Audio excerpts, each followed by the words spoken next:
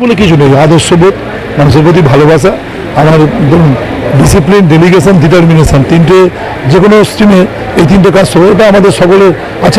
মানুষের প্রতি দায়বদ্ধতা। মানুষ, আমরা জনপ্রতিনিধি যা ক্ষমতা পাই, পাওয়ার পাই, মানুষ আমাদের দেন।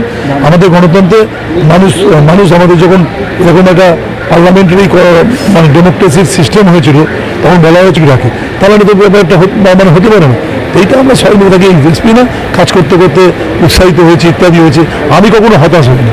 আমার কাছে কোনোদিন যা হবে বুঝলাম, আমি নয় জিতবো নয় শিখবো। মানে যেমন আমার স্বামী বিবেকানন্দ বলেছে, জিতবো আর শিখবো।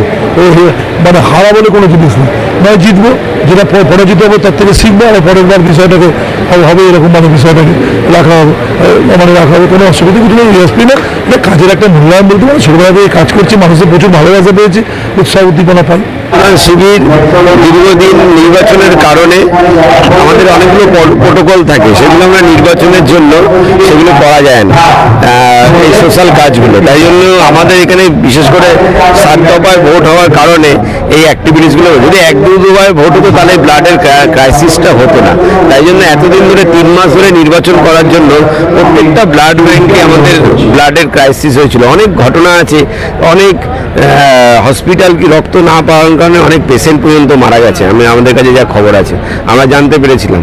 আমি তাই জন্য রাজেশদাকে ধন্যবাদ জানাবো। এই নির্বাচনের পরেই উনি প্রত্যেক বছরই রক্তদান শিবিরটা করেন, তাই জন্য এই নির্বাচনের পরপরই উনি যে ব্লাড ডোনেশন ক্যাম্পটা করলেন, তার জন্য এটা মানুষের খুব উপকারে লাগবে। এখন যা রক্তের ক্রাইসিস ছিল ব্লাড ব্যাংকে, আস্তে আস্তে এরকম পলিটিক্যাল পার্টির যারা কাউন্সিলররা আছে, এমআইসিরা আছে, তারা যদি এটা করে তাহলে এই ক্রাইসিসটা আস্তে আস্তে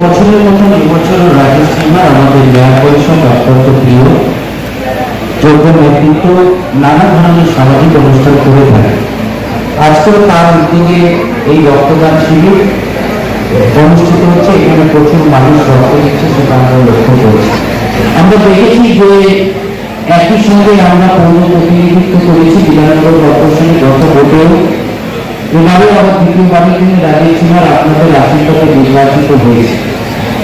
হওয়ার পর থেকে আমরা লক্ষ্য করি তার কাজের ধরন একটু আলাদা ধরনের। সবসময় নিচেই বসে শুনছিলাম, আমরা বাড়িতে অনেক ক্ষেত্রে অনেক অনুষ্ঠানে ভাড়া করে যাচ্ছি, কিন্তু তার একটা নির্দিষ্ট কনসেপ্টে গেলে অনুকরণে যে ধরনের টয়লেট থেকে সেই টয়লেটে তিনি তার চিন্তাভাবনার মধ্যে থেকে সুন্দর একটা প্রতিষ্ঠান থেকে গাড়ি তৈরি করেছেন এবং এই গাড়ি সেটা নিজের আন্ডারে রেখেছেন যাতে মানুষের সুবিধার্থে লাগে।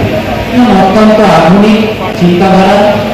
আমরা দেখেছি বিধানচন্দ্র রায়কে স্মরণ করে রাজেশ সিনহা নানা ধরনের অনুষ্ঠান করে থেকে সামাজিক কার্যকর।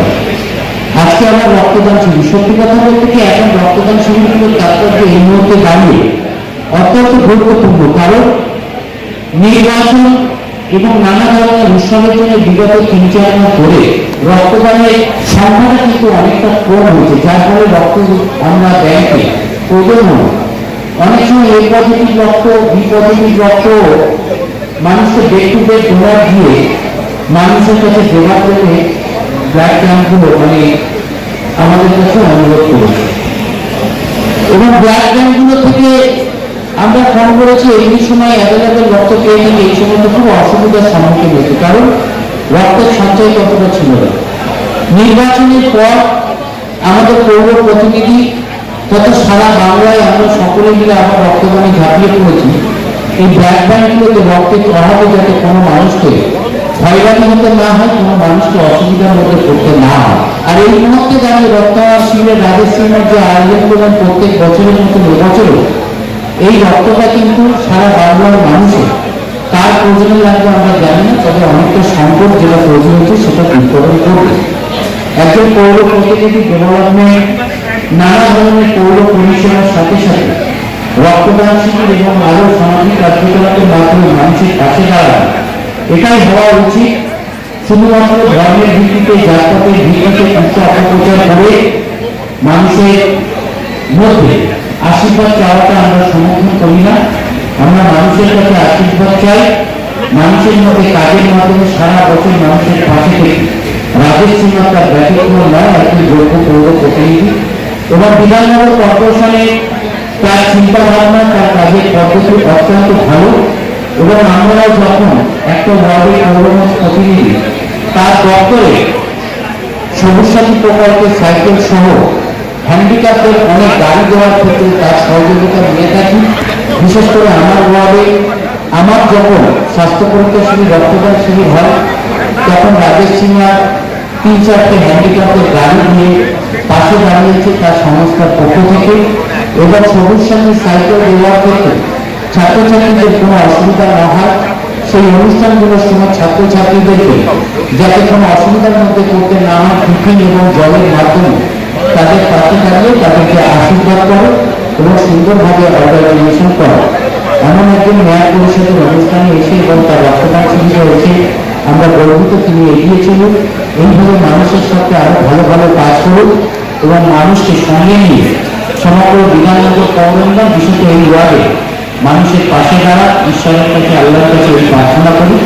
এই যে মহতি একটা কর্মোদ্যোগ রক্তদান কর্মসূচি গত বছরও এসেছিলাম, খুব ভালো লাগে। কারণ এখানে যে আন্তরিকতা এবং ভালোবাসার সঙ্গে এই রক্ত নিবেদন কর্মযজ্ঞ চলে সেটা দৃষ্টান্তস্বরূপ। রক্তদান একটা মহতি নিবেদন, আমি দান করবো না, কারণ দানের মধ্যে একটা অহমিকা থাকে যে আমি কাউকে কিছু দান করলাম, একটা অহংকার থাকে। কিন্তু এটা হচ্ছে রক্ত নিবেদন, যেখানে দাতা এবং গ্রহিতা উভয়ের একটা আত্মিক বন্ধন দৃঢ় হয়। কারণ দাতার মনে হয় আমি এমন একটি কাজ করলাম যার মধ্যে দিয়ে আমি একই সঙ্গে 3টি প্রাণকে বাঁচালাম। কারণ একজন রক্তদাতার রক্তে 3টি প্রাণ বাঁচে। শুধু 3টি প্রাণ নয়, বাঁচে 3টি পরিবার। কারণ যে পরিবারের মানুষটি অসুস্থ হয় সেই পরিবারও কিন্তু তার সুস্থতার সঙ্গে সঙ্গে সেই পরিবারও বাঁচে এবং বাঁচে সমাজ।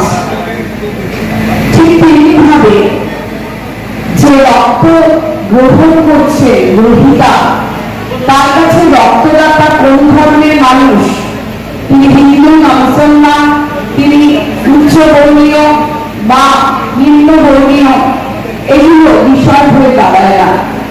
রক্তদাতা রক্ত গ্রহিতার কাছে ঈশ্বরের সমান, কারণ তার জীবন দান করেছে রক্তদাতা। এই যে সবার উপরে মানুষ সত্য তাহার উপরে নাই, মানুষের মানুষের যে ভালোবাসার বন্ধন, প্রকৃত অর্থে রক্তের বন্ধন, সেই বন্ধন দৃঢ় হয় এই ধরনের রক্তদান কর্মসূচির মাধ্যমে।